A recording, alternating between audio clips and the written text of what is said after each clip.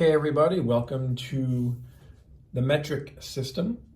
This is a review for the most part, but this PowerPoint will get you where you need to be to understand the language of science in either earth, space science or chemistry, because virtually all of our measurements will be in the metric system, not using these words over here. Okay, these four-letter words. Okay, we won't be using those. Occasionally they may slip in, but we'll try not to use them too much, okay? So what is the metric system? Well, it is the International System of Units, otherwise known as SI units.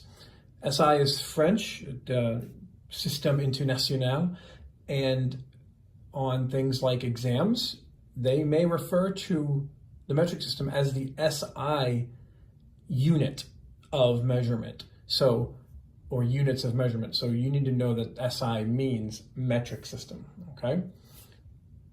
It's what scientists call a base 10 system. And let me take you to pause just for a moment. I should have said this on the first slide, but you are using your guided notes to go through this PowerPoint presentation about the metric system, and also scientific notation, because that is a grade. You're going to get graded on that. So just beware, okay? So you might want to pause this video and find those guided notes. They're on Canvas in a doc file, a Word document. You can either open it up on a screen, on a computer, or you can print it. I prefer that not be done. To save ink that way and save money and all the other save paper.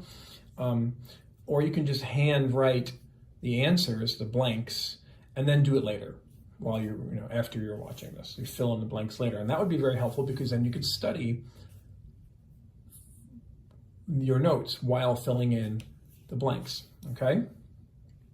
So what is a base 10 system? Base 10 system is very much like counting money, meaning that every smaller unit is made, or every larger unit, I should say, is made up of 10 smaller units. So just like in a meter, there are 10 decimeters. In a dime, there's 10 pennies. If you take 10 dimes, you get $1. If you take $10, you get a $10 bill. If you take 10 $10 bills, you get a $100 bill. So that's a base 10 system. It's based on tens. Much easier than how many inches in a foot? Oh, 12. Oh, well, then how many inches in 40 feet? I don't know. I got to do some crazy math. So it's not just moving decimals. This metric system is actually a lot easier. That's why almost everybody else in the world uses it, except Americans. Now, American scientists use it, but worldwide, like I just said, and the base unit stays the same. We're going to talk about what that means. So you see where it says meter, kilometer. Meter is the base, and that meter stays the same, but its meaning is changed by adding this kilo in the front. So we're going to see what that means. So here's the base units. You've got length in meters, and the reason that small m is highlighted in yellow right here is because I want you to be very aware of lowercase versus uppercase, okay?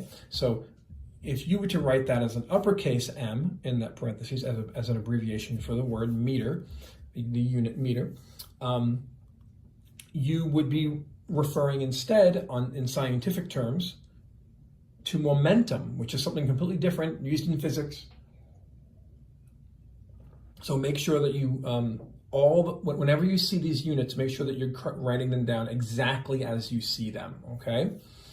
Because believe it or not, in the future, on assessments and on labs that we do, virtual labs that we do and other assignments, if you miswrite the unit, I will take a very small amount of points off, but you will, so you want to keep all your points, make sure this is a small g and not a capital G, okay? Capital G means gravity. Capital L for liter, that's the base unit for volume, measuring things like, you know, the volume of a liquid, like this water in this beaker, okay? There's a certain volume, and you see here it's milliliters on the side. So you've got 100 milliliters, 200 milliliters, okay? Milli means 1,000th, we'll get to that in a minute, so that would be 1,000th of a liter. Seconds is time. Temperature, very important right here. This right here, this degrees Celsius, I see so many students make this C a little c, which means the speed of light, like as in E equals mc squared. A small c means the speed of light. You don't want the degrees of speed of light. That's very different meaning. And the degree symbol is on the left hand, not the right hand side. You see, this is, take note of this, okay? Highlight it, underline it, circle it in color. You have all the things you need either on a computer or on a, you know, on a paper, highlighters, that you can do this. So we live in the 21st century. Let's start using our 21st century technology, okay? So what do the prefixes mean? Pre means coming before. So all of these prefixes will come before the base units, right? So if I put kilo in front of a base unit, it means 1,000 of those base units. If I put hecto, it means 100, deca, 10. Then we have our base units, like we went over just before, meters, grams, liters, etc. Deci is a tenth, 1/10. Centi is 100th. I believe we're all familiar with the term centimeter. Millimeters, very small measurement. There are 1,000 millimeters in one base unit meter. 1,000th, 10th, 100th, 1,000th place. I know some of you, this is like, oh my gosh, Mr. Keene, I know this already, you know, but many of you haven't learned any of this since middle school. So it is my job to get you ready for this school year. And if you're going to take a higher level class or a different kind of class next year, like AP Chem, Physics, AP Physics, or if you're in Earth Space Science, taking chemistry. I have some of you in my chemistry class, chemistry honors class this year, who were in my Earth Space Science class last year. So you know what I'm talking about. And this is something that you may remember from middle school, okay? King Henry doesn't believe dogs can meow. Now, maybe some of you learned something about dying because you drank chocolate milk or something like that. But this is a mnemonic that you're going to use to help memorize the order of these prefixes, these metric SI unit prefixes, okay? So this is going to make sense in a minute when we actually use it, okay? So using these prefixes. What happens? So what happens? Kilo in front of meter gives me a kilometer. Well, many people say kilometer, but potato, right? So that means 1,000 meters because kilo means 1,000. Centi means 100th, th at the end of that word. So you've got 100th of a gram is a centigram. A gram is about the size of a standard paper clip. So if I had a paper clip in my possession, I would show you what that means, but you all know what a small paper clip looks like. If I were to take a small paper clip and cut it into 100 equal pieces of little metal wire, right? That would take a little while, but I could probably do it with a pair of snippers, wire cutters. Each of those tiny pieces would be a centigram, 100th of a gram. And medicines are measured in centigrams and milligrams, okay? A milliliter, however, if I put milli in front of the word liter, now I'm talking 1,000th of a liter, a very tiny amount. It's like 20 drops of a liquid, water, let's say. 20 drops of water is 1,000th of a liter. So 20,000 drops is a whole one of those Nalgene bottles filled, one of those liter bottles. 1,000 millimeters, so if milli means 1,000th and I have 1,000 of them, I've got a whole base unit. So in a meter stick, there are 999 little lines. I actually had a student challenged me one year, and he didn't believe me that there were 1,000 tiny lines on a meter stick, one of those wooden meter sticks in the classroom. So he sat and counted every single line, and sure enough, there were 999. The 1,000th one was on the end of the ruler. So milliseconds, 1,000 milliseconds is 1 second. And you're like, okay, big deal. What does that have to do with anything? Well, for example, gold medals are won and lost in the Olympics based upon single millisecond difference in time of touching the finishing line. So, or the avoidance of a car accident, 1 millisecond, and something terrible could have happened. Okay, so 100 centigrams is a gram. Going in reverse from this one, if I took this and reversed it, if I took 100 of these 0.01s, I'd have 1 gram, okay? So 100 centigrams. And finally, 1 kiloliter, that's 1,000 liters, okay? Converting metric units with prefixes. Now, let's say we wanted to convert meters or kilometers to meters. I want to know how many meters it is to go from here to Brandon, for example. That's about 20 kilometers. I don't know, you can look it up on your phone right now if you want to under maps, and let me know.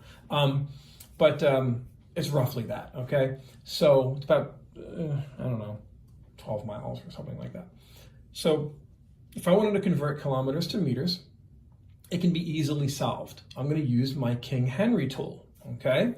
King Henry, kilo hecto, doesn't believe decabase dogs can meow, deci, centi, milli. And this is going to be your 7 prefix guide. Now watch. Okay. Now some of you already figured this out. Okay. Some of you know that the information given is 20 kilometers. Kilo means 1,000. So I just do some math. Okay. But not everybody's as fast as you. So we're going slow at first. We're going to go slow. In all of our lessons, we're going to take it slow, so that everyone is caught up. Everyone's caught up. And remember, you can pause this whenever you want to think about something, write something down, look something up, solve a problem, okay, whatever. All right? So we start here. It's 20 kilometers. It's the only information we have, so it's the only place we can start. How many meters is that? Well, we're going to use our tool. Kilo. Okay, it's the only place we can start, but we want to get to meters. There's a big question mark here. Where's meters? Meters is a base, so we're going to end here at the base. How many places is that? 1, 2, 3. 1, 2, 3. So that means I move my decimal 3 places in that direction. Where's my decimal here? In a whole number, where's the decimal? Right, it's always behind the furthest right digit. So that's what the decimal is. So it's invisible right there, but it's there, nonetheless. So you're going to move it 1, 2, 3 to the right, and so that gives us a number, 20,000 meters. Again, some of you got this instantaneously in your head when you saw this problem, which is fantastic. Keep that up. Now let's say we wanted to go in the opposite direction. Now I'm going to go from a very small unit to a larger unit. Well, you saw what happened in the previous problem. When we went from a large unit to a small unit, the number got big. So what do you think is going to happen here? Right, the number is going to get small, okay? So easily solved, we use our King Henry dealio again, all right? And what do we know? We know millimeters. It's the only thing we know. So we're going to start at milli. We're going to start way over here. Now, there are many more going in this right direction, and there are many more going in this direction, some of which you're familiar with. In the larger direction, you've got things like giga or mega, giga, tera, and you're all thinking computers now, right? Megabytes, gigabytes, terabytes, okay? And then this direction, and that's of course, thousand or 10,000ths, millions and billions, okay? And in this direction, we've got micro, nano, and pico, and even smaller ones than that. That's pico, you're measuring things like the width of atoms and stuff, and nano, you're measuring the things of like the width of a bacteria cell or something. So going back, I got on a rabbit trail there. Going back to our problem, we have millimeters, and so we start with milli, and we want to go to the base. The base is here, meters, okay? So we want to end at base, just like the arrows show us. Now, how many decimals is, how many moves is that? 1, 2, 3 in the opposite direction, okay? So 3 steps, 1, 2, 3. And decimal, again, is in the same place, whole number. So we're gonna move it 3 places that way. That means we have to add a couple of zeros. And so one of the zeros is absolutely necessary for scientific and mathematical purposes. This 0 right here. So this 0 is a placeholder, meaning that this is in the 10th place. This 0, in chemistry, we'll discuss later why that 0 is there. Earth, space, science, don't really need to worry about it, but it'll help you if you're going to chemistry next year. This 0 is not absolutely necessary. However, it's a good habit to get used to writing it. It makes answers on tests, hint, hint, very clear for the teacher so that he or she does not confuse your answer for something else. When you put the 0.020, sometimes this decimal can get lost if you don't clarify its location. So that 0 is a clarification 0, okay? And the others are necessary, and we're going to find out why. Chemistry is going to find out why they're necessary. Earth, space, science will not. All right, so practice time. You're going to take these 8 problems, and you are going to solve them, okay? And so you're going to take a pause. Please do not continue this video after I tell you to pause it again, because then that will be cheating, and we never want to be known as a cheater, right? So just practice, move these over, meters to kilometers, seconds to milliseconds, so on and so forth. And then after you pause it, the answers will come up, and then we'll go to the next slide just to check your answers, okay? So do the same process that we just did. Use your guided notes to help you and solve these problems, okay? And it's not as easy as you think. I had really smart kids, fly through this and they make mistakes, so be really careful, okay? Pause. Okay, here are the answers, and you can pause it right now to check your answers, okay? But I'm not going to linger here. Now, quick review. We don't want you to talk about this, just reviews what we just did. Homework problems. These problems I will be grading, okay? These are not practice problems. These you actually have to do. So there are 10 of them, and they are on a separate file on Canvas. So you can do it on a separate sheet of paper. You can just type them on a .word doc and then submit it that way. But remember, I don't take any paperless, okay? So that's a homework assignment. Now, scientific notation. Let's continue. Scientists need to express numbers that are very large or very small. Suppose you want to calculate the time required for light to travel from Neptune to Earth. How long a radio signal would that take? Now, it's a simple formula. Time is equal to the distance over the speed or the velocity, okay? This looks complicated, but it's distance over speed.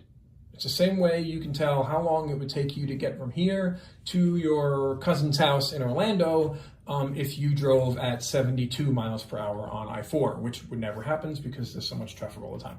So you could do a simple math calculation like this, and you could say, well, the distance from Tampa to Orlando is this far, and I'm going at this velocity. I divide those two numbers and I get my time. Now it's going to be in seconds because this is meters per second, so you'd have to convert that to minutes later, or which is easily visualized as how many hours. But you see the point. So this is the distance from Earth to Neptune, 4,500,000,000,000 meters. And the speed of light, a radio signal travels at the speed of light. is 300 million meters per second. So if I want to call Neptune, it's 100 years from now, and we're mining the gases of the Neptunian atmosphere for some medicine or some special product we're going to make here on the planet Earth or back here somewhere. We've got miners out there. Not now. I'm talking about hopefully in the future when humanity gets their stuff together. I send a signal. Hey, Neptune, how long are you going to be with that order of gas? And so how long is it going to take for that message to get to Neptune? And then how long do I have to sit around and twiddle my thumbs and wait for that signal, their answer, to come back to me, okay? So that's what this question is posing right here, all right? Now that's a lot of zeros to keep track of. You can obviously see that. That's a lot of calculation. If you did that in your standard calculator, you'd get an E error. You may not even be able to put that many zeros in a calculator. Now, your phones are great calculators. You should all have those out right now, or a separate calculator if you're using your phone to watch this video, and turn it sideways, and you can see that it turns into a scientific calculator. It's a miracle of modern technology. So now, we want to reduce that number of zeros. We want to get rid of them and express them in a smaller number multiplied by a power of 10, and that's called scientific notation, okay? 10 to the fourth, this is old news. You learned this back in elementary, middle school, okay? It's 10,000, 10 to the third is 1,000, 10 to the second is 100, because 10 times 10 is 100, right? 10 to the 1 is 10 times 1, 10. 10 to the 0, tricky, is actually 1. Some people might think that was 0, but ask your math teacher. True facts. 10 to the negative 1 is a tenth minus 1. 10 to the negative 2, 100th. 10 to the negative 3, 1,000. Okay? So in scientific notation, the distance from Neptune to Earth can be expressed as 4.5 times 10 to the 12th. If you counted how many decimal places from here, where the decimal point is, to where it belongs in scientific notation, which is to the right of the first digit, always. If it's someplace else, it's in the wrong place. We'll discuss that in a minute.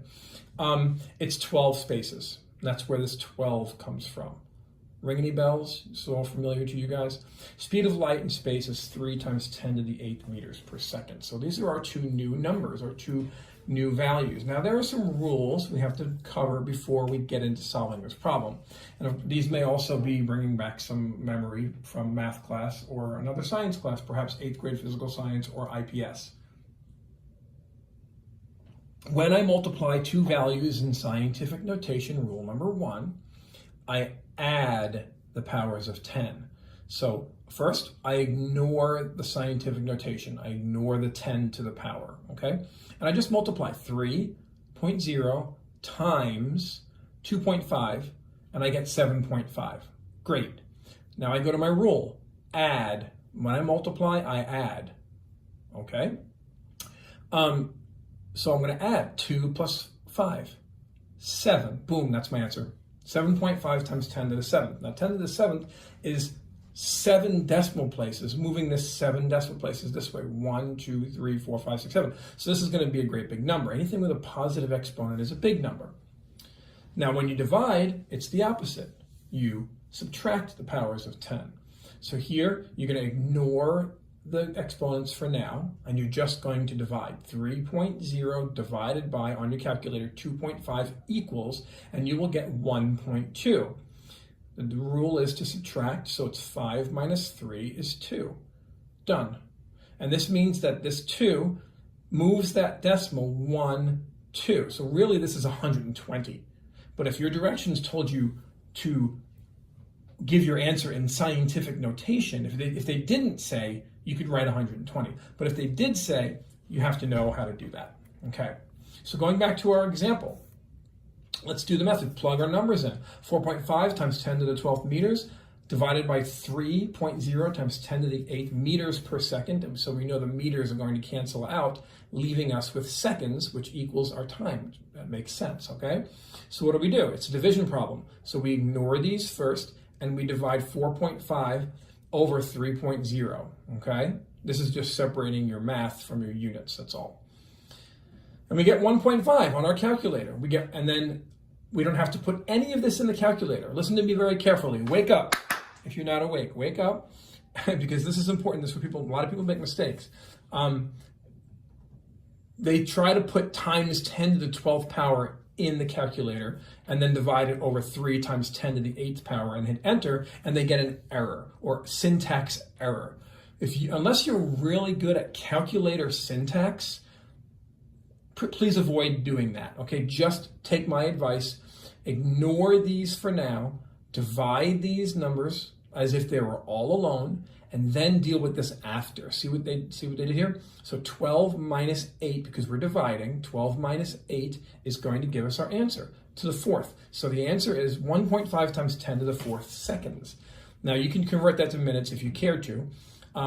You can move this decimal 1, 2, 3, 4 places to the right, because this is a positive number, so this is going to be a big number, and then you convert that into minutes, okay? Now notice the placement of the decimal after the first whole digit. I said this before. This is the proper placement for a decimal in scientific notation. In your math, if you do your math and your decimal ends up here, you have to do something. If it ends up here, you have to do something. You have to move that decimal to the proper place. But that changes this. So let's see how that works, okay? That changes the exponent. What happens if the decimal ends up in the wrong place after you do the math? Like I just said, you move it to the right place. So let's say I did a calculation, 5.5 times 10 to the 4th centimeters times 2.6 times 10 to the 4th centimeters. I get on the calculator, if I ignore my exponents first and I just multiply 5.5 times 10.6, I get 14.3. Now that decimal's in the wrong place. We can't have 14.3, okay? It has to move over to the left one place right there. Now movement changes the exponent number in these ways. If you move the decimal to the left, like here, to move it to there, one place where it belongs, the exponent number goes up, okay? So your answer will be 1.43 times 10 to the 9th, okay? I don't have that picture here, but you can see I have it pictured here in the opposite way. So if the decimal needs to go to the right, the exponent number goes down, okay? So here I'm doing a simple division of grams per cubic centimeter. If you may remember, that's a density measurement, because density equals mass over volume, DMV, if you remember that from middle school again. So I do this on the calculator, not these, 6.05 divided by 9.8, and I get 0.617. And then I use my rule. Rule number 2 is to subtract, so 9 minus 6 is 3. Wrong place. Decimal's not in the correct position, okay? It must be moved one place to the right. When we do this, we must also correct the exponent by moving it down one number. So we move the decimal one place to the right, right there, that's where it is now, and then that goes to a 2, okay? So 6.17 times 10 to the 2, and that would just be 617 if you ignored all this. You just move the decimal place 1, 2. Okay. If that's confusing, go back and listen to this part again, okay? Because I made it as simple as possible. All right, so write the following in scientific notation. So you're going to pause this, and you're going to jot the answers down in your notes, okay? So you're going to convert these to scientific notation. This is going to be a positive exponent, negative exponent, because the number is smaller than 1, and so on and so forth, okay? And so pause it, and then look at the answers. Pause. Okay, we're back. Here's your answers. Just compare them to what you got. I'm not going to go over them. If you have any questions, you can ask me in class.